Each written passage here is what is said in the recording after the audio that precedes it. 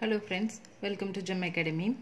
Now what we are going to see is money supply and inflation, which is unit 3, page number 29, in which what we have is what is money. The first one is what is money. It acts as medium of exchange or something is given, you have to read it, and after that one important formula is given. That's not available in the old edition, but in the new edition it's given. Money supply affects the price level, exchange rates and business cycles in the economy. It may also affect the growth of GDP. The ratio between nominal GDP and money supply is called the velocity of money. This is June 2019 question, friends. What is velocity of money? Velocity of money is nothing but nominal GDP divided by money supply. Nominal GDP PQ divided by M.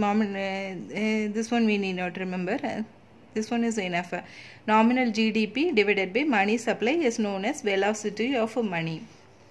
Next one, what are the measures of money? We have to memorize all these things. Narrow money M1 and M2, M3. M3 is otherwise known as broad money, and M4. Now we are going to see a case study in this one. The first one is for money supply, case study 1. Notes in circulation 14516.2 and circulation of rupee coins 182.3, circulation of small coins 8.2, cash in hand with banks 585.4, demand deposits with banks 8936.4, other deposits with RBI 16.6, post office savings banks deposit 452.4, time deposits with banks 77254.6, total post office deposits 1685.3, and we have to find out what is currency with public, deposit money of the public M1, M2, M3 and M4. M1 is otherwise known as narrow money and M3 is otherwise known as broad money. Then we come to solution.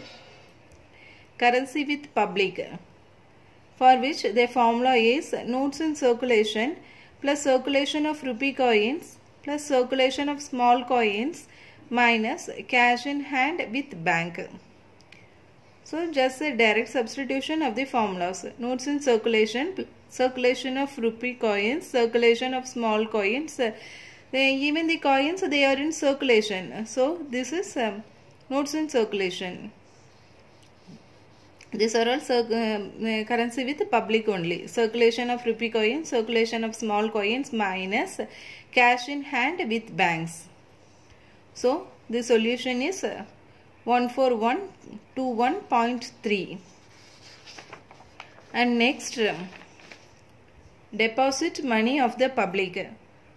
That is demand deposits with banks plus other deposits with RBI. That's also direct substitution. 8936.4 plus 16.6 is equal to 8953. So deposit money of the public is 8953. Next come to narrow money M1. M1 is currency with the public plus deposit money of the public. So adding these two, 1 and 2, we get 23074.3. Next we come to M2. M2 is nothing but M1 plus post office savings bank deposit. M1 is this one, 23074.3 plus 452.4. Adding together we are getting this value. Then next comes to M3. M1 plus net time deposits with commercial banks. M1 we have already worked out, plus time deposit with commercial banks. That's given there. So adding together we are getting M3 is 100,328.9. Next to come to M4. M4 is M3 plus total post office deposits. M3 what we have is 100,328.9 plus total post office deposits 1685.3. Adding together, we are getting the value M4 is equal to 102014.2. Here is the solution. Please read this carefully, friends. I am showing it again.